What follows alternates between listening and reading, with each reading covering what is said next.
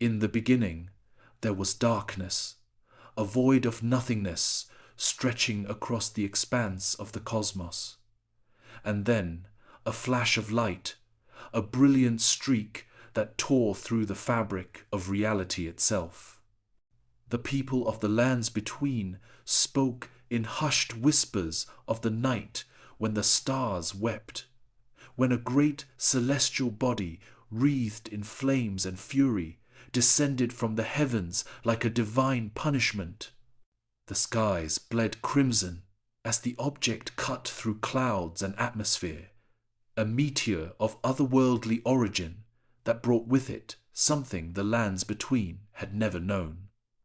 It crashed with the force of 1,000 cataclysms in the mist-shrouded plains of Limgrave. The impact shook the very foundations of the realm, sending tremors through the roots of the Erdtree itself. Those who witnessed it from afar spoke of a light so bright it turned night to day for the briefest moment, before plunging the world back into darkness. In the round table hold, the finger readers fell silent, their communion with the greater will suddenly interrupted. The two fingers trembled, sensing a presence that existed outside the influence of the outer gods. Something had entered their world, something that was neither of the Golden Order nor the forces that opposed it. When the dust settled and the flames died down, a strange crater remained. And at its center, not the remnants of cosmic rock or divine punishment, but a vessel, a craft of design unknown to any scholar or sage in all the lands between. And within it, protected from the violent journey across realities, slept a child. Days passed before anyone dared approach the impact site. The first to arrive were the soldiers of Godric, drawn by duty and curiosity alike. Their captain, a battle-hardened veteran of countless skirmishes with the misbegotten and worse, raised his hand to halt the advance of his men. "Proceed with caution," he commanded, his voice barely rising above the whistle of wind through the grass. "Whatever fell from the heavens may be a blessing or a curse. Either way, it belongs to Lord Godric now." The soldiers formed a perimeter around the crater, spears at the ready, shields braced for whatever horror might emerge. Their captain descended alone, his torch illuminating the strange metal construct half buried in the earth. It gleamed with an unearthly luster, adorned with symbols in no language known to man or demigod. As he approached, a section of the vessel slid open with a pneumatic hiss. The captain recoiled, drawing his sword in one fluid motion, but no attack came. Instead, the soft cries of an infant echoed from within. The captain peered inside, his weathered face illuminated by a gentle blue glow emanating from the craft's interior. There, wrapped in a crimson cloth bearing an unfamiliar crest, lay a baby boy with eyes that reflected the stars themselves. "By the Erdtree," the captain whispered, his sword arm going slack. "It's a child." The soldiers of Godric took the infant and the strange craft to Castle Stormvale, presenting both to their lord as offerings. Godric the Grafted, descendant of Godfrey and claimant to the title of Elden Lord, looked upon the child with both suspicion and avarice. "What manner of being is this?" Godric demanded, his many grafted limbs twitching with anticipation. Is it of the golden lineage, a godling, or something else entirely? The court sorcerer examined the child, performing rituals of revelation and divination. Each spell dissipated against the boy's skin like water on hot stone. "My lord," the sorcerer finally said, his voice trembling, "this child is neither of the Erdtree nor of any outer god's domain. He resists all my attempts at classification. But one thing is certain, he possesses power, great power." Godric leaned forward on his throne, his grotesque form casting long shadows in the torchlight. "Then he shall be mine, another graft to add to my collection. The strength of the stars themselves, bound to my will." But when Godric's surgeons attempted to separate the child from one of his limbs, their blades shattered against his skin. No cut could be made, no blood drawn. The child cried out, not in pain, but in distress at being handled so roughly, and the very stones of Castle Stormvale trembled. Fearing the power they could not control, Godric instead decreed that the child would be raised within the castle, trained to serve as a weapon in his arsenal. The strange vessel was locked away in the deepest dungeons, its secrets to be unravelled in time. They named him Karl, after an ancient word in a forgotten tongue that meant star or destiny. And so began the strange tale of the child from beyond the stars, raised in a land of death and rebirth, of grace and madness. Years passed, and the boy grew, not as children of the lands between grew, but faster, stronger. By his 5th year, he could lift stones that grown men struggled to move. By his 10th, he could outrun the swiftest steeds in Godric's stables. And by his 15th, he discovered he could rise above the ground, defying gravity itself. Godric watched the boy's development with mounting obsession. Here was power he could not graft onto himself, but might wield nonetheless. He set his finest knights to train Karl in combat, his sorcerers to teach him of the world and its magics.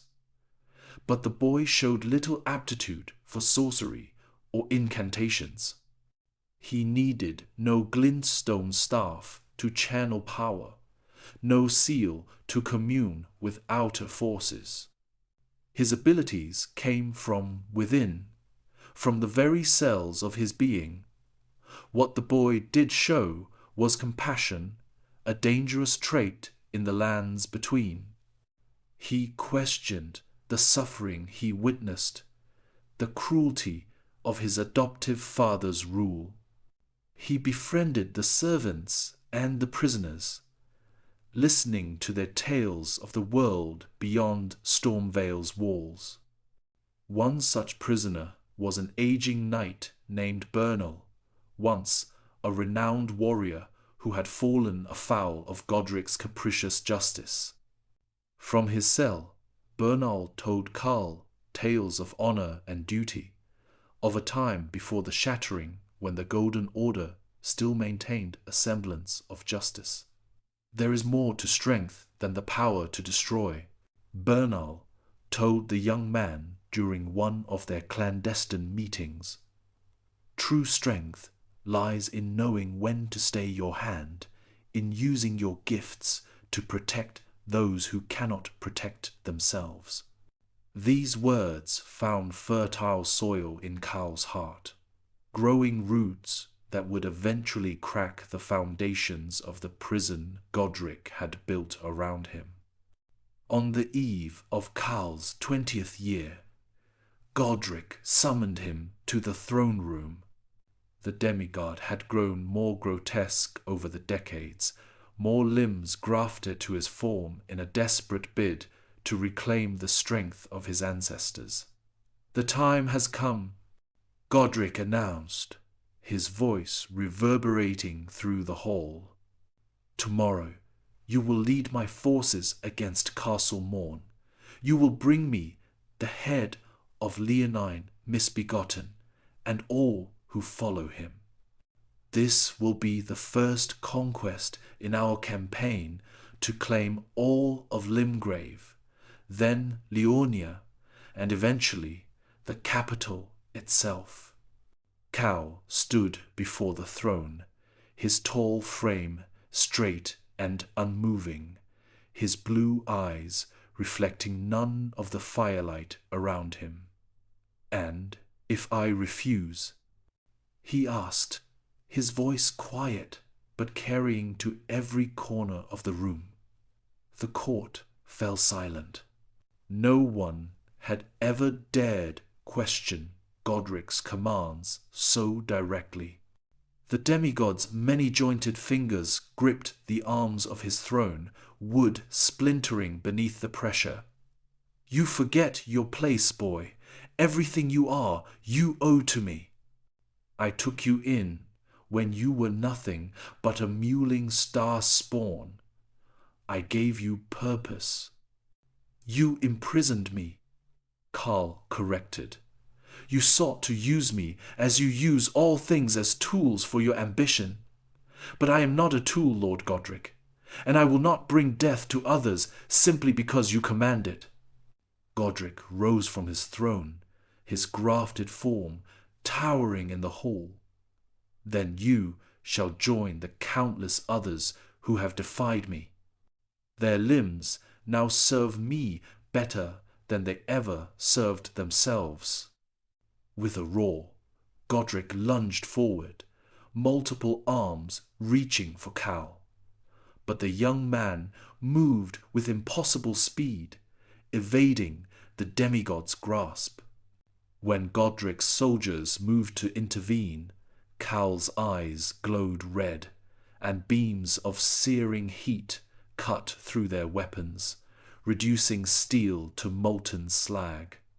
"I don't wish to fight you," Cal said, hovering slightly above the floor. "But I will no longer be your prisoner or your weapon." With that, he shot upward, crashing through the stone ceiling of the throne room and into the night sky above Castle Stormvale. For the first time in his life, Cal soared free under the stars that had delivered him to this world. Behind him, Godric's enraged howls faded as he flew higher and higher until the castle was nothing but a speck below. But freedom brought questions. Who was he? Where had he come from? What was his purpose in this land of conflict and suffering? The craft that had brought him to the lands between still lay in Stormvale's dungeons, perhaps containing answers to these questions. But returning would mean confronting Godric again, a confrontation that would surely end in bloodshed. Instead, Carl descended toward the Mistwood, a dense forest southeast of the castle. There, among ancient ruins and creatures of the wild, he might find solitude to contemplate his path forward. As dawn broke over the lands between, a new legend was born, whispers of a man who flew like a bird, whose eyes could bring forth the fury of the sun, whose strength rivaled that of the demigods themselves. Some called him a savior, others a harbinger of doom. but all agreed that the balance of power in the shattered realm had shifted once more. Deep in the mistwood, Carl made his temporary home among the crumbling stones of a forgotten structure. The forest's denizens gave him wide berth, instinctively sensing the otherworldly power that flowed through him. From his elevated perch, he could see for miles the walls of Castle Stormvale to the northwest, the shimmering waters of Agheel Lake to the south, and beyond that, the vast expanse of the lands between stretching to the horizon. On his third day of freedom, as Carl practiced controlling the full extent of his abilities, pushing himself higher into the atmosphere, testing the limits of his strength against ancient monoliths, he heard a cry for help. His enhanced hearing picked up the sound from leagues away, a woman's voice raised in terror. Without hesitation, he soared toward the distress call, the landscape blurring beneath him. Within moments, he arrived at a broken bridge spanning a ravine.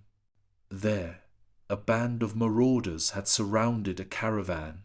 The merchants were fighting valiantly, but they were outnumbered and outmatched.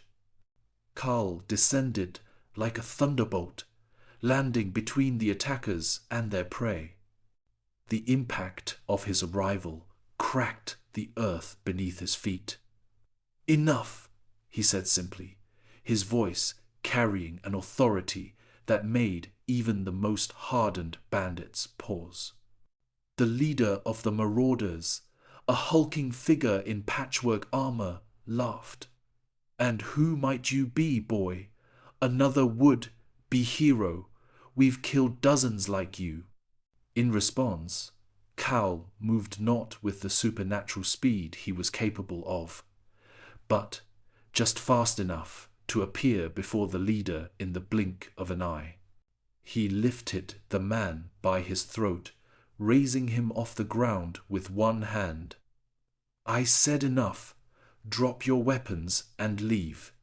These people are under my protection now." The other marauders hesitated, looking to their struggling leader for guidance. When Carl's eyes began to glow with inner fire, their decision was made for them. Weapons clattered to the ground as they backed away, then turned and fled. Carl set the leader down, keeping a firm grip on his collar. "Spread the word. The innocent are no longer easy prey in these lands." He released the man, who stumbled backward before following his companions in retreat. The merchants approached cautiously, their expressions mixture of awe and fear. An elderly woman stepped forward, her robes marking her as a follower of the Golden Order. "Thank you, stranger," she said, bowing deeply. "Few in these times would risk themselves for others. May I know the name of our Savior?" "Cal," he replied simply. The woman studied him with keen eyes that seemed to peer beyond the physical.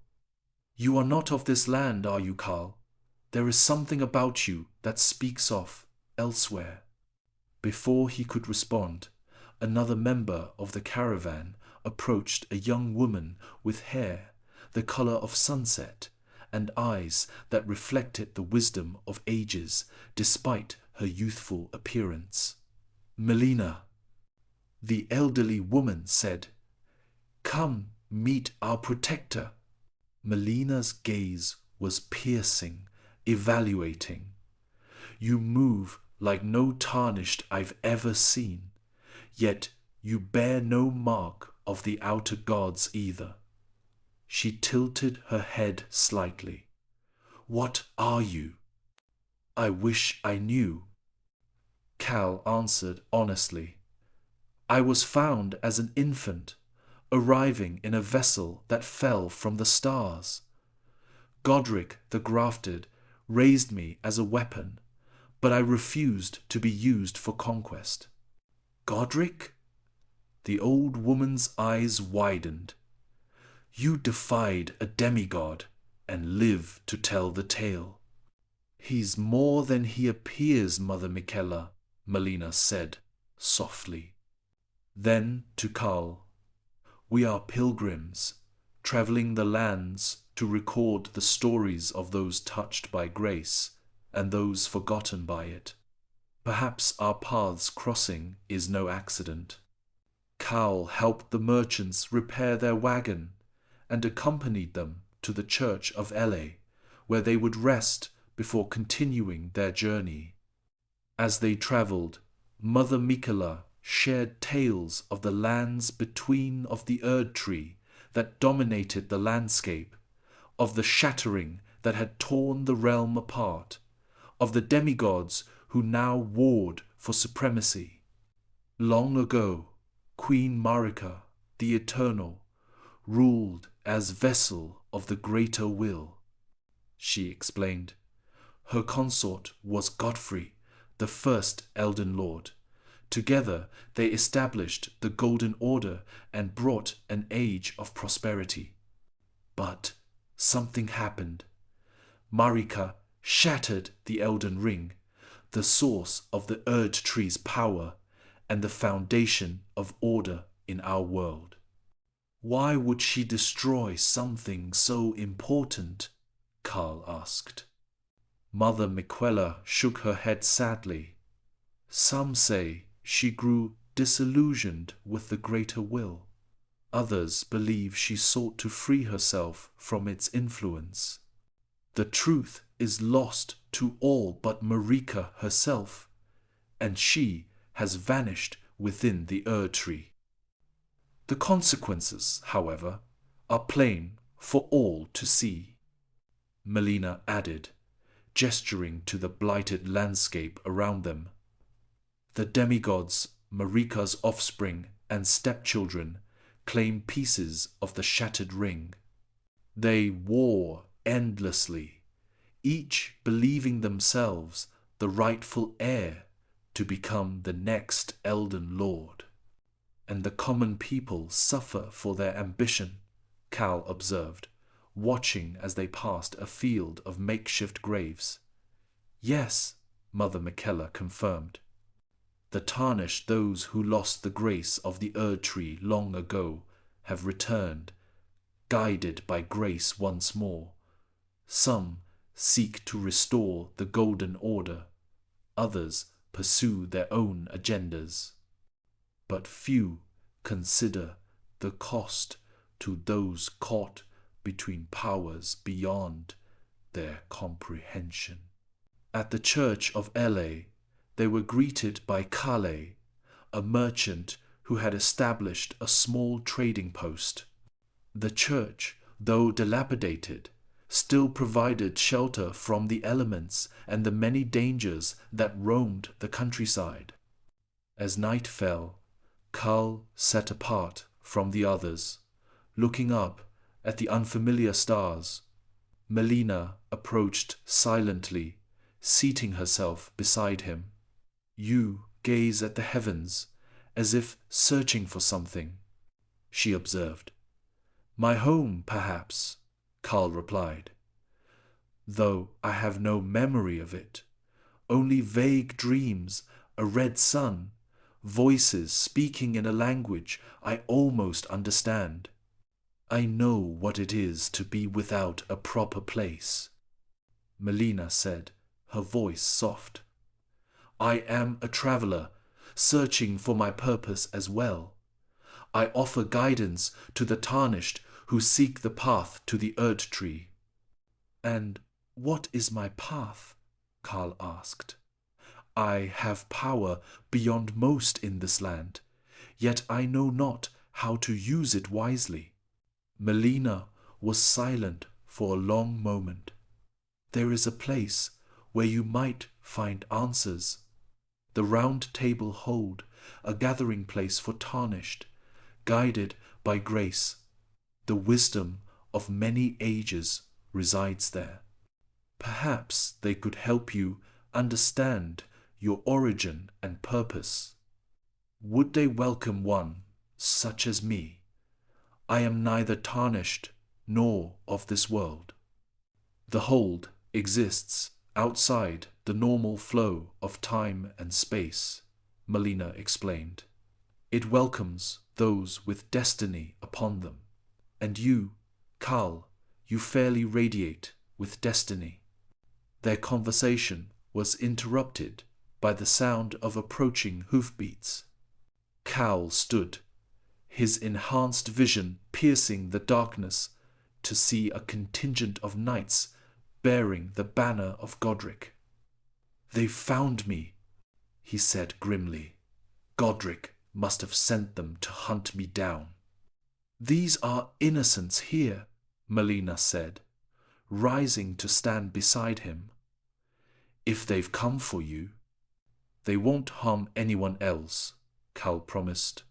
"Stay with your people. I'll lead them away." Before Melina could protest, Cal strode toward the approaching knights. He stopped at the edge of the church grounds, standing tall in the moonlight. The knights halted their advance, forming a semicircle before him.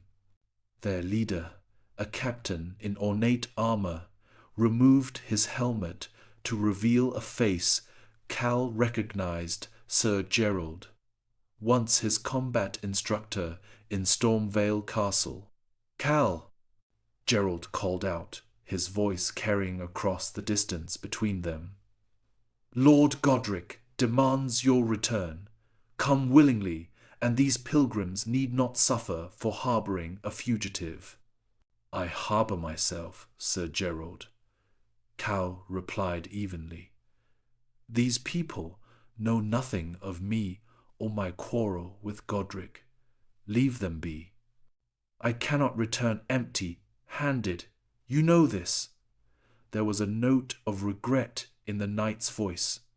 "Lord Godric has offered lands and titles to whoever brings you back, dead or alive. And you believe he would honor such promises. How many of his oaths has he broken in your service?" Gerald's expression hardened. "It is not my place to question my lord. It is everyone's place to question injustice," Cal countered. "Godric rules through fear and cruelty. He grafts the limbs of the fallen to himself in a grotesque bid for power. Is that the lord you wish to serve?" Some of the knights shifted uncomfortably, but Gerald remained resolute. "Surrender now, or we attack." Cal sighed, then rose slowly into the air, hovering several feet above the ground. Gasps rippled through the knights' ranks. "I don't wish to fight you, Gerald. Any of you. You were my teachers, some of you my friends. But I will not return to Stormvale to be Godric's weapon." "Sorcery," one knight muttered. "He uses glintstone magic." "No," Gerald replied, his face pale in the moonlight. "This is something else entirely." He raised his voice. "Cal, whatever you are, Godric will not stop hunting you. He is obsessed. He speaks of nothing else but reclaiming his star child."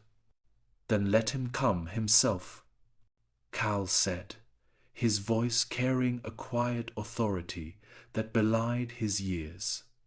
"Tell him I will meet him on the field before the gatefront. There we can settle this matter once and for all." Gerald studied Cal for a long moment, then nodded slowly. "I will deliver your message, But be warned, Godric will not come alone.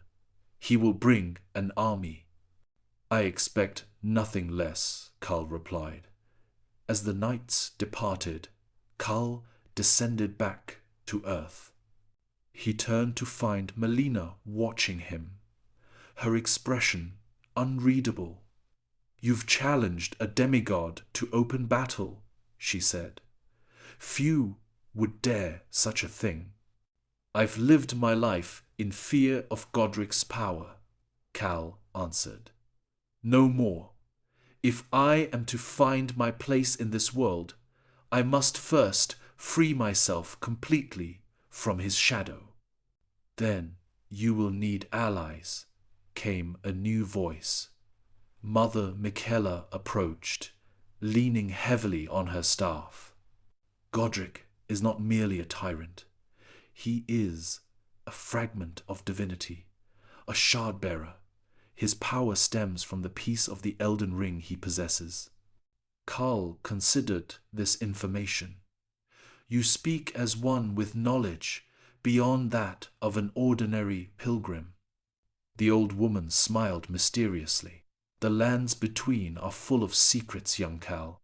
Some of us remember the world before the Shattering, though such memories grow dimmer with each passing age." "Can Godric be defeated?" Cal asked directly. "Any being can be defeated," Mother Michaela answered. "Even gods fall eventually, but not without cost, not without understanding the nature of what you face." Melina stepped forward. "Before you confront Godric, you should seek knowledge at the Round Table Hold. There are those there who study the demigods, who understand their strengths and weaknesses." Karl nodded slowly. "How do I find this place?" "I can guide you," Melina offered. "I have the ability to travel between certain sites of grace manifestations of the Erdtree's power scattered throughout the lands. There is one nearby, at the edge of the church grounds." That night, while the pilgrims slept, Cal and Melina stood before a small, ethereal tree of golden light, a site of grace. Melina extended her hand to him. "Close your eyes," she instructed. "Think of a round table of warriors and scholars gathered in communion. Feel the pull of destiny." Cal did as she bade him, taking her hand and shutting his eyes. For a moment there was only darkness and the cool touch of her fingers against his. Then came a sensation of movement without motion, of traveling vast distances while standing perfectly still. When he opened his eyes, they stood in a grand hall centered around a massive round table. Weapons and shields adorned the walls, and a great chandelier cast warm light over the gathering place. Various figures moved about, knights in armor, scholars in robes, warriors of all descriptions. "Welcome to the Round Table Hold," Melina said softly, "a gathering place for the tarnished who still follow the guidance of grace." As they entered further into the hall, conversations quieted. All eyes turned to the newcomers, particularly to Karl, whose otherworldly nature was apparent even to casual observation. From a side chamber emerged an imposing figure, a man in ornate golden armor, his face grave beneath a crown-like helmet. "Melina?" He acknowledged with a nod. "You bring a stranger to our sanctuary, one who bears no mark of the tarnished, yet glows with an inner light that rivals the Erdtree itself." His penetrating gaze fixed on Karl.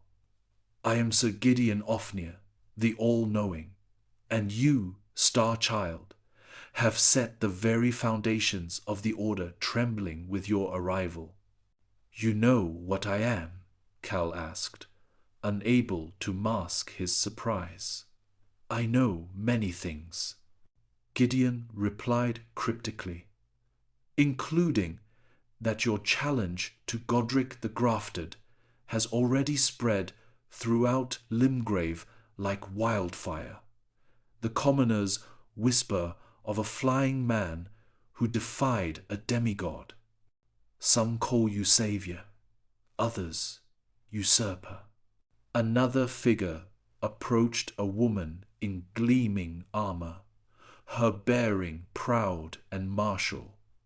If he stands against Godric, then he stands with the tarnished, she declared. I am Nephili Lu, warrior by birth and choice. Any enemy of the grafted tyrant is a friend of mine. Gideon raised a hand. Peace, Nepheli. We know not his intentions. To Kull, why have you come to the Round Table Hold? For knowledge, Kull answered honestly. I seek to understand this world I find myself in, and my place within it. I need to know if Godric can be defeated, and how. A dry chuckle came from a darkened corner. A hunched figure emerged, an old man, with a shock of white hair and eyes that had seen too much. Defeated? Certainly. Killed? That's a thornier question. The demigods are not so easily dispatched, boy. They are fragments of the divine. This is Sir Dialos, Melina introduced. A seeker of the truth behind the Shattering. Dialos circled Kull, studying him with scholarly intensity. You're not of the golden lineage, nor touched by outer gods. Your power comes from elsewhere, from the stars themselves, perhaps. Fascinating. Can you help me? Kel asked directly. I've challenged Godric to battle, but I know little of what he truly is or how to defeat him permanently. The gathered, tarnished, exchanged glances. Finally, Gideon spoke. Godric possesses a great rune, a fragment of the Elden Ring itself. It grants him power beyond mortal ken, though he is among the weakest of the shard-bearers. To truly defeat him, you must separate him from his great rune. And how is that accomplished? Typically by death, Nephili stated bluntly. The great runes are bound to their bearers in life. Only in death are they released. Cal frowned. I didn't come to this world to be a killer. Noble sentiments, Dialos remarked, but misplaced in the lands between. Here, death is rarely permanent for those of significance. The demigods especially have ways of returning. Their bodies may fall, but their essence persists. This gave Cal pause. Then what is the point of challenging Godric at all? To free the people he oppresses, Nephili answered immediately. To show that tyranny can be opposed, even temporary freedom is better than eternal subjugation. As their discussion continued, a commotion arose at the hold's entrance. A wounded, tarnished, staggered in, supported by two companions. Blood seeped through makeshift bandages. Godric's forces! The wounded warrior gasped. They've surrounded the church of Ele. They're holding the pilgrims hostage, demanding the surrender of the flying man. Karl's expression darkened. He said he would meet me at the gatefront. Instead, he threatens innocence. Such is Godric's way, Nepheli spat. He has no honor. Without another word, Kull strode toward the hold's entrance. Melina hurried after him. Kull, wait. You need to understand what you're truly facing before you confront him. He paused, turning to face the gathered tarnished. I understand enough. Godric is a tyrant who preys on the weak. Whatever else he may be demigod, Shardbearer doesn't change that essential truth. I can't allow others to suffer in my place. Gideon Ofnir stepped forward. Your power is great, star, child, but untested against the likes of Godric. At least take this. He offered a medallion engraved with strange symbols, a talisman that strengthens those who would challenge the demigods. It may grant you some protection against his divine power. Cal accepted the medallion with a nod of thanks, tucking it into his garment. I will come with you, Nepheli declared, drawing her axe. My blade has tasted godling blood before. As will I, Melina added. Though my powers are limited in the physical realm, I can still offer guidance. Dialos sighed heavily. It seems we witness the birth of yet another legend or tragedy. The lines between the two are often blurred in these lands. With his newfound allies at his side, Karl left the Round Table hold, returning to the world above. As they materialized near the Church of Ele, the situation became immediately clear. Godric's soldiers had formed a perimeter around the church, while inside, the pilgrims huddled in fear. And standing at the forefront, his grafted form, twisted and grotesque in the morning light, was Godric himself. At last, my wayward weapon returns. The demigod called out, his voice carrying across the field. Did you think I would wait patiently at the gatefront while you gathered allies? No, no, I've come to reclaim what is mine. Cal stepped forward, placing himself between Godric and the church. Nepheli and Melina flanked him, weapons ready. These people are innocent, Godric. Your quarrel is with me alone. Innocent.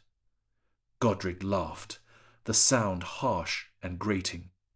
None are innocent in the lands between. They all chose sides when the Elden Ring shattered. Those who do not stand with me stand against me. He gestured with one of his many arms, and his soldiers tightened their formation around the church. Surrender yourself, Cal. Return to Stormvale willingly, and I may show mercy to these wretches. And if I refuse?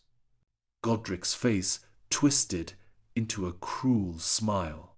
Then I take back what is mine by force after these pilgrims learn the price of harboring my property. Carl's eyes narrowed, a faint red glow building behind them. The air around him seemed to shimmer with power. I am not your property, Godric. I never was. And these people are under my protection now. The demigod's expression hardened. So be it, knights of Godric. Bring me the Star Child and put the rest to the sword.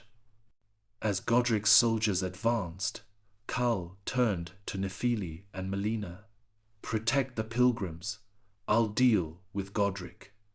With that, he launched himself skyward, then descended like a thunderbolt directly before the demigod. The impact of his landing cracked the earth, sending several nearby soldiers tumbling. Godric regarded him with a mixture of rage and covetous desire. Look at you, power untamed, ungrafted, what I could become with your strength added to mine. You'll never know, Cal replied, his voice carrying a quiet certainty. Your reign of terror ends today. The demigod threw back his head and laughed. Bold words from one who knows nothing of this world or its ways. I am Godric the Golden, descendant of Godfrey. Divine blood flows in my veins.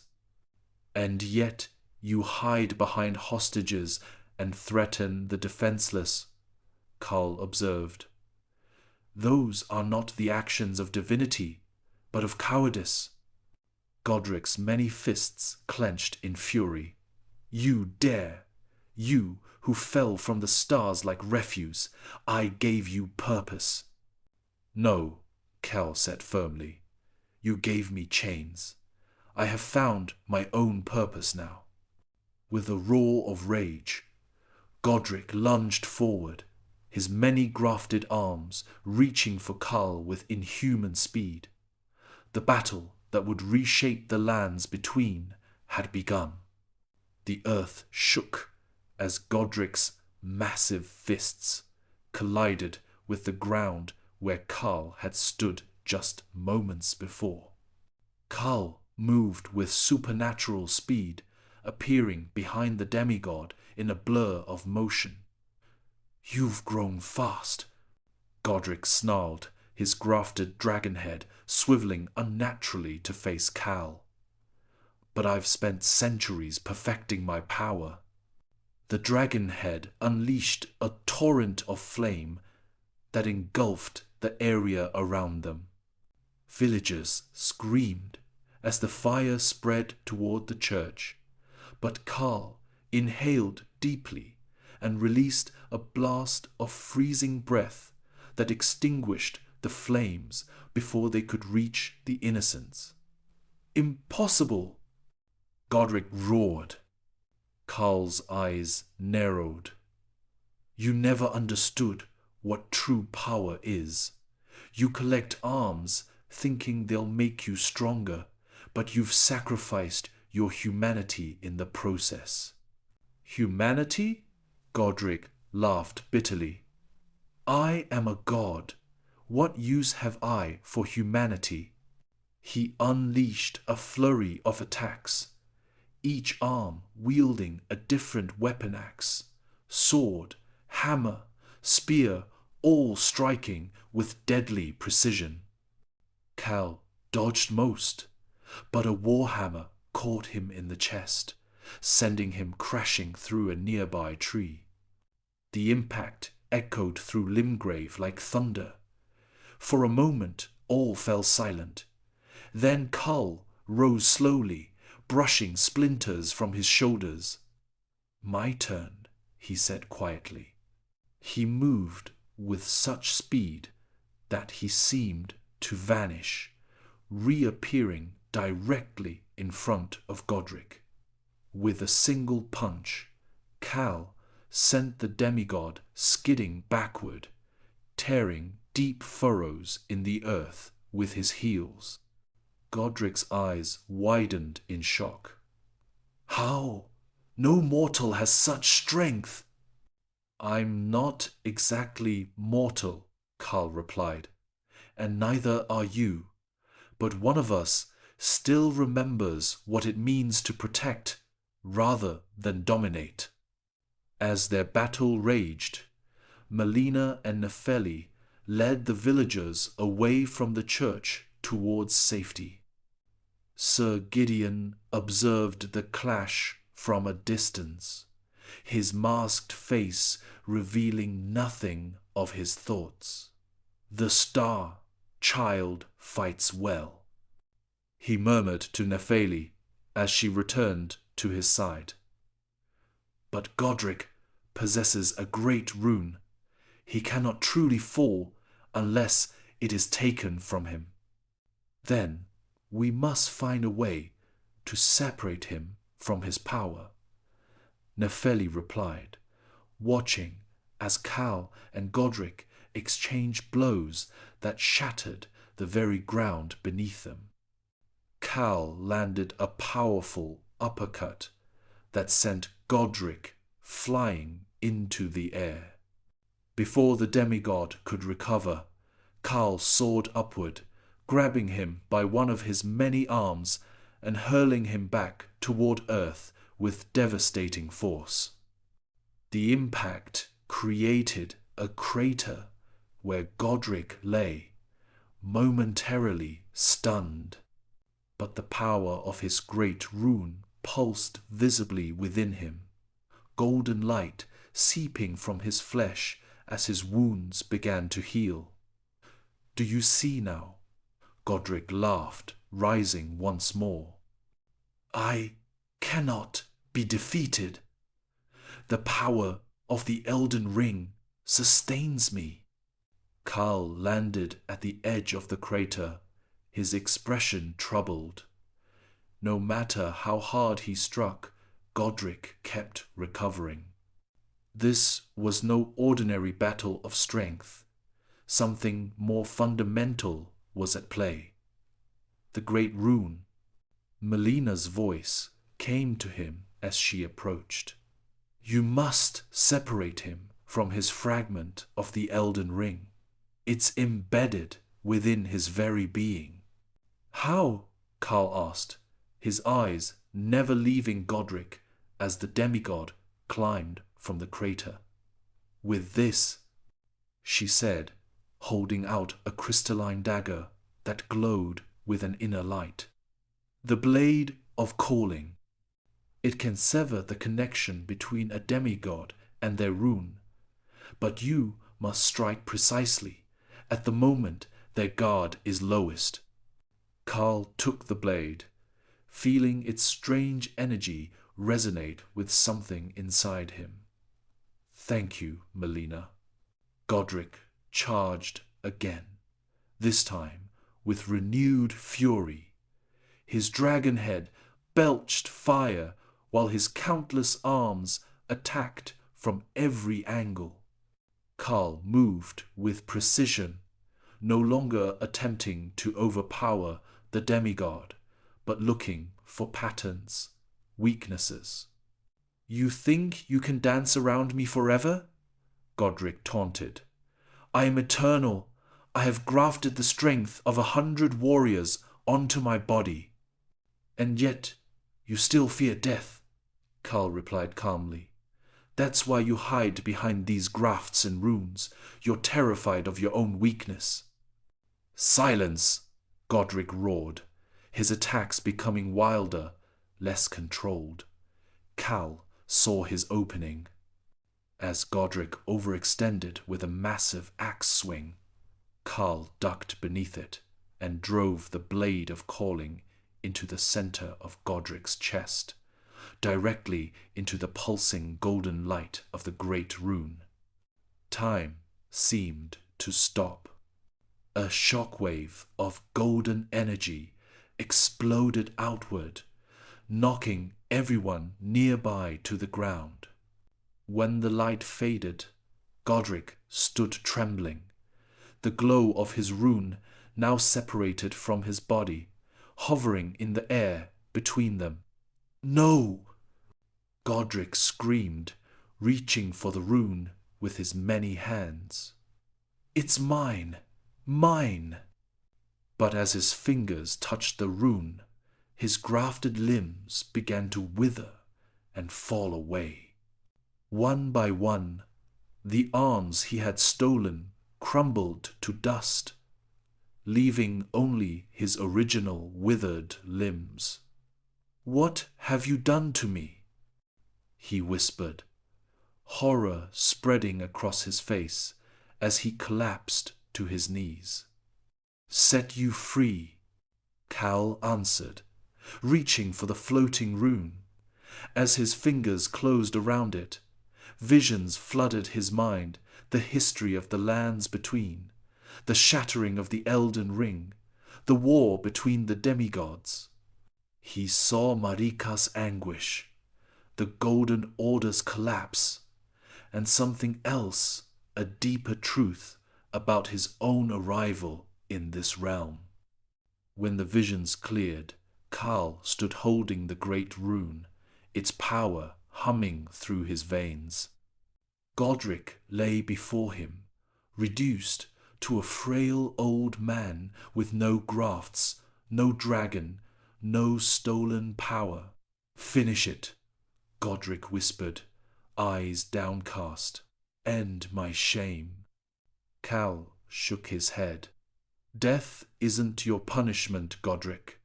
Living without power is. You'll face justice for your crimes against the people of Limgrave." The Tarnished approached, led by Sir Gideon and Nefeli. The villagers emerged from hiding, watching in awe as Karl handed the great rune to Melina. "This belongs with someone who understands its true purpose," he said. Melina accepted the rune with reverence. "The path to restoring the Elden Ring is long, but this is a significant step. The question remains, what will you do now, Cal?" Before he could answer, the ground began to tremble. In the distance, a column of light shot up from Stormvale Castle, reaching into the heavens. "The grafted limbs," Sir Gideon said grimly. "Without Godric's power to contain them, they've awakened. The castle itself has become a monstrosity." In the fading light, they could see Stormvale Castle transforming. The grafted limbs Godric had collected over centuries were merging with the stone and mortar, creating a colossal creature of flesh and stone. Arms burst from towers, fingers clutched at the sky, and faces pressed through walls, screaming in agony. "All those warriors he grafted," Nefeli whispered in horror. "Their souls were never truly gone." Godric laughed weakly from the ground. "You've doomed them all. Without my will to control them, the grafts will consume everything. I may die today, but Limgrave dies with me."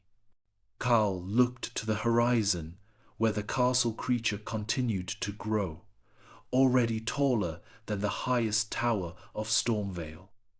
Its roar shook the very foundations of the land. "Get everyone to safety," Cal told Nefeli and Gideon. "I'll deal with this." "You can't face that alone," Melina protested, "even with your power." "I'm not alone," Cal said, looking at the great rune in her hands. "I understand now why I came to this world. The stars didn't send me here by accident." Melina hesitated, then nodded, holding the rune out to him. "Then take it. Use its power, but be warned the runes of the Elden Ring change those who wield them." Cal accepted the rune once more, feeling its power flow through him. This time he didn't resist the visions, but embraced them, letting the knowledge of the lands between fill his consciousness. "I'll return," he promised, then launched himself into the sky, a streak of red and blue against the darkening heavens. As he approached Stormvale, the full horror of the situation became clear. The castle had transformed into a writhing mountain of flesh and stone. Thousands of arms reached out in all directions, some wielding weapons, others clawing at the air in agony. Faces pressed through walls, mouths open in silent screams. Karl hovered before the monstrous fusion of life and architecture, the great rune pulsing in his hand. "I can hear them," he whispered. All of them.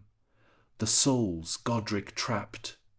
The voices of countless warriors filled his mind, their pain and rage overwhelming. But among the chaos, he sensed something else, a desperate desire for release, for peace. The castle creature noticed him, hundreds of eyes turning to focus on the floating figure. Arms reached for him, weapons slashing through the air. Khal dodged the attacks, weaving between flailing limbs and flying debris. He needed to find the heart of this abomination, the place where Godric's power had concentrated the most suffering.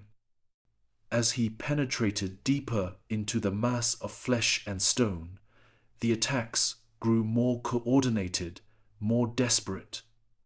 The creature didn't want him to reach its center. Finally, after smashing through layers of walls fused with muscle and sinew, Khal found it a chamber at Stormvale's core where Godric had performed his graftings. The room pulsed like a heart, filled with a golden light similar to the great rune's glow. But standing guard was a figure Khal recognized immediately. Bernal, his old friend and mentor, stood before the pulsing heart. But he was changed. Additional arms had been grafted to his torso, and his eyes glowed with the same golden light as the chamber. "He's gone, Star Child," a voice spoke through Bernal's mouth, Godric's voice. "I always keep a part of myself hidden away. Insurance, you might say." "Let him go," Khal demanded. "Let all of them go." "Never." The possessed Bernal attacked, moving with unnatural speed and strength.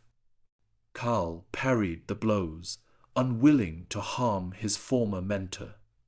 "Bernal, I know you're still in there. Fight him." For a moment, Bernal's eyes cleared. "Khal, the heart, destroy it." Then Godric's presence reasserted control, and the attack resumed with greater ferocity. Khal fought defensively, searching for a way to free Bernal without harming him. The great rune in his hand pulsed in rhythm with the chamber's heart, giving him an idea. "I understand now," Khal said. "The rune isn't just power, it's connection. Godric used it to bind these souls to his will." He held up the rune, focusing his will through it. "But I can use it to set them free." The great rune blazed with golden light as Khal channeled his own power into it. His eyes glowed red, heat vision charging as he focused on the precise point where the rune's energy could disrupt Godric's hold. Bernal lunged at him one final time, but Khal sidestepped the attack and pressed the rune against Bernal's chest, directly over his heart. "Remember what you taught me," Khal said. "True strength isn't about domination. It's about protection, about choice." The rune's energy pulsed through Bernal, and for a moment the chamber was filled with blinding light. When it faded, Bernal stood before him, the grafted arms crumbling away, his eyes clear once more. "Finish it," Bernal said weakly. "End this abomination." Khal nodded, turning toward the pulsing heart of the chamber. With the great rune in one hand, he focused his heat vision on the central point where Godric's power had concentrated. The beam of intense heat struck the heart, causing the entire castle creature to convulse. The great rune amplified his power, creating a channel through which the trapped souls could escape. One by one, spirits began to rise from the flesh of the creature warriors, commoners, all those Godric had sacrificed in his quest for power. They ascended like golden motes of light, free at last. The castle began to collapse as the grafts lost their animating force.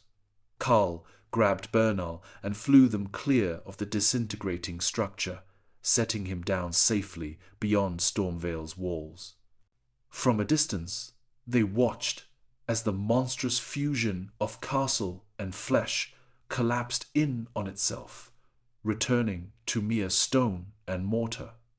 The screams faded, replaced by an almost peaceful silence. "It's over," Bernal said quietly. "For Godric, yes," Karl replied. "But the lands between still suffer. The Elden Ring remains shattered." Bernal nodded. "And what will you do about that, Star Child?" "What I can," Karl answered simply. The days that followed brought significant changes to Limgrave. With Godric's fall, his soldiers either fled or surrendered. The people, long oppressed under his rule, began to rebuild their lives. Cal worked tirelessly to help, using his strength to clear rubble, rebuild homes, and bring supplies to those in need. Word of his deeds spread quickly throughout the lands. Between tales of the Star Child, who had defeated a demigod and freed countless souls from torment, at the Round Table Hold, the Tarnished debated what should be done with Godric's great rune. Some argued it should be used to strengthen their forces against the other demigods. Others believed it should be sealed away, its power too dangerous to wield. Karl listened to their arguments, but remained silent. He had experienced the rune's power firsthand, and understood both its potential and its dangers. Finally, when the debate seemed to reach an impasse, he spoke. "The great rune isn't meant to be used as a weapon," he said, his voice quiet yet carrying throughout the chamber. "Nor should it be hidden away. It's a piece of something greater, something that once brought order to this world." Sir Gideon leaned forward, his masked face unreadable. "And who should determine its fate? You, an outsider to our realm?" "Perhaps that's exactly why I should have a say," Cal replied. "I've seen what the rune's power can do when used for domination. I've also seen what it can do when used to liberate." Melina stepped forward, her single visible eye fixed on Karl. "You wish to keep it?" "Not forever," Karl said. "But for now, yes. There are other demigods out there, causing suffering just as Godric did. With this rune, I can help stop them, not by defeating them in battle, but by freeing those under their control." The chamber erupted in voices, some supporting his claim, others opposing it vehemently. Through it all, Karl stood calmly, waiting for the storm to pass. "There is wisdom in your words," Melina finally said when silence returned. "But also danger. The great runes change those who carry them. Are you certain you can resist that corruption?" Karl considered her words carefully. "No," he admitted. "I'm not certain. but I believe the risk is worth taking, and I won't be alone. I'll need guidance from those who understand this world better than I do." He looked around the chamber, meeting the eyes of each tarnished in turn. "I'm not asking to be your champion or your ruler. I'm offering to be your ally in restoring balance to the lands between." After much deliberation, the tarnished reached a consensus. Cal would carry Godric's great rune, but he would be accompanied by Melina and occasionally by other tarnished who would monitor him for signs of corruption. Before departing the Round Table hold, Carl sought out Bernal, who had recovered from his ordeal at Storm Vale. "You're leaving," Bernal stated, not a question, but a fact. Carl nodded. "There are other lands suffering under the rule of demigods. Leonia, Caelid, Altus Plateau. They all need help." "And after?" Bernal asked. "Once you've confronted all the demigods and collected their runes, what then? Will you become the next Elden Lord?" Carl smiled sadly. "I don't think that's my destiny. I came from the stars for a reason, but I don't believe it was to rule." Bernal clasped Carl's arm in a warrior's grip. "Whatever path you choose, remember what I taught you. True strength comes from knowing when not to use it." Carl finished. "I remember." They parted as friends, Bernal remaining to help rebuild Limgrave while Carl prepared for the journey ahead. On his final night in Limgrave, Carl returned to the crater where his ship had first crashed. Most of the vessel had been salvaged by Godric's men over the years, but fragments remained buried in the earth. As he knelt to touch the alien metal, a familiar voice spoke behind him. "Saying goodbye?" Melina asked, approaching quietly. "Remembering," Cal replied. "Sometimes I wonder what my life would have been like if I'd landed somewhere else, anywhere else in the universe." Melina stood beside him, looking up at the star-filled sky. "Perhaps there are no accidents.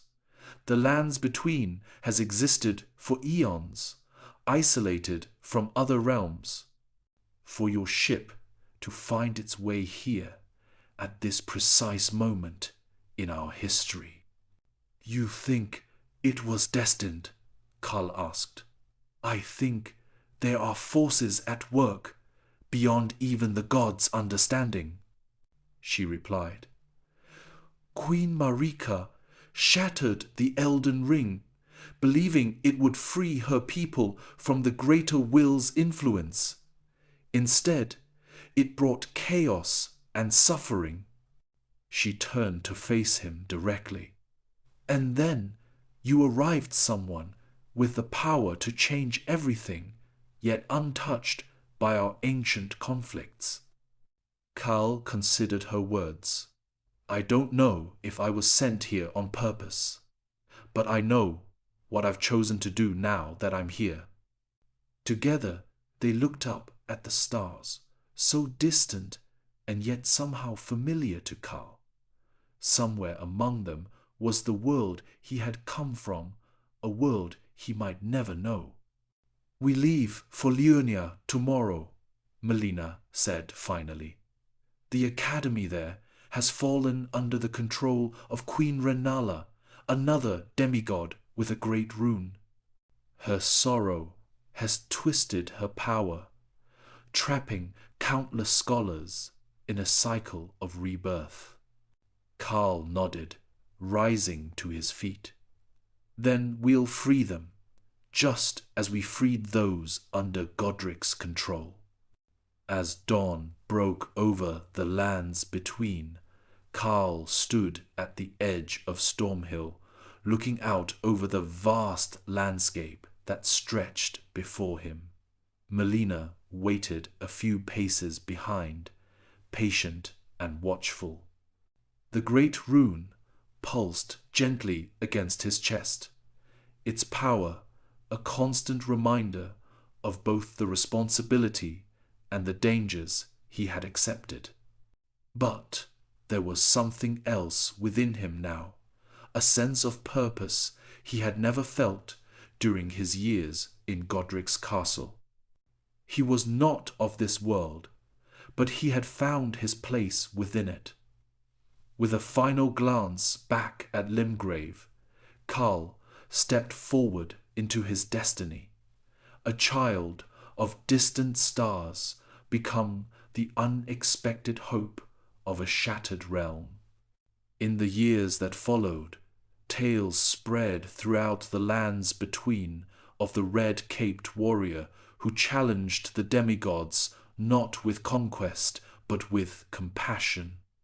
Some called him the Star Lord, others the Tarnished of Steel, but to those he saved, he was simply Cal, the one who came from beyond to restore what was broken. And in time, as the pieces of the Elden Ring were gathered not for power but for healing, the lands between began to change. The endless cycle of death and rebirth slowed.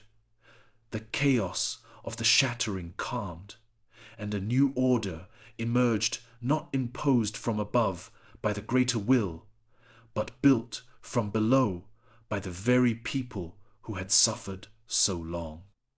When the final great rune was recovered and the last demigod confronted, Carl stood before the broken remains of the Erdtree, the collected fragments of the Elden Ring hovering before him like a constellation of golden stars.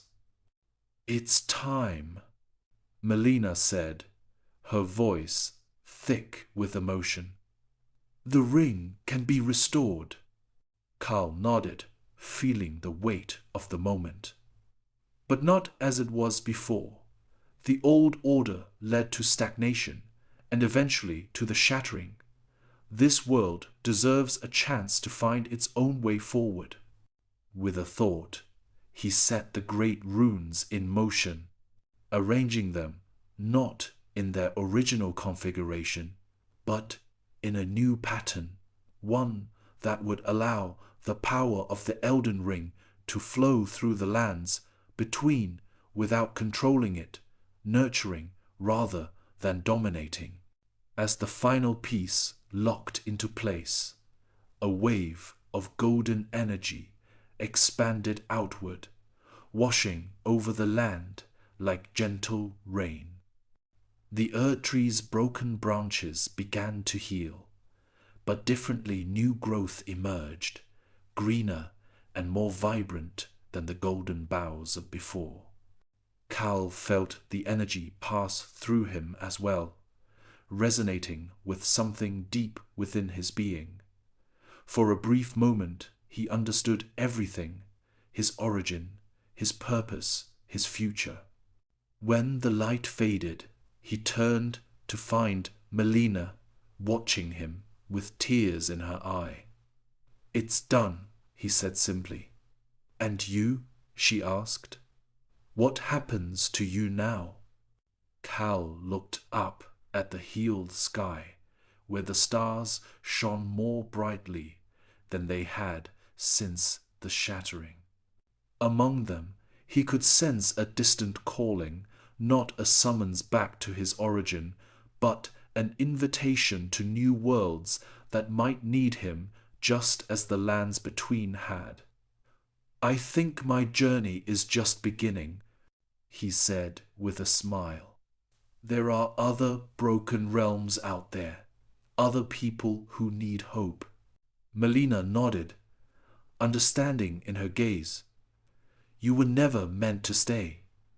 "But I'll remember," Cal promised, Everything I've learned here about strength, about compassion, about what it truly means to protect rather than control, I'll carry it with me. As dawn broke over the renewed lands between, Cal rose into the air one final time, his red cape billowing behind him as he ascended toward the stars. Below, the people he had saved watched his departure, not with sadness, but with gratitude and the knowledge that his legend would endure. In the centuries that followed, tales of the Star Child became part of the fabric of the lands between. Mothers told their children of how he had fallen from the heavens to save a broken world. Warriors spoke of his strength tempered with mercy.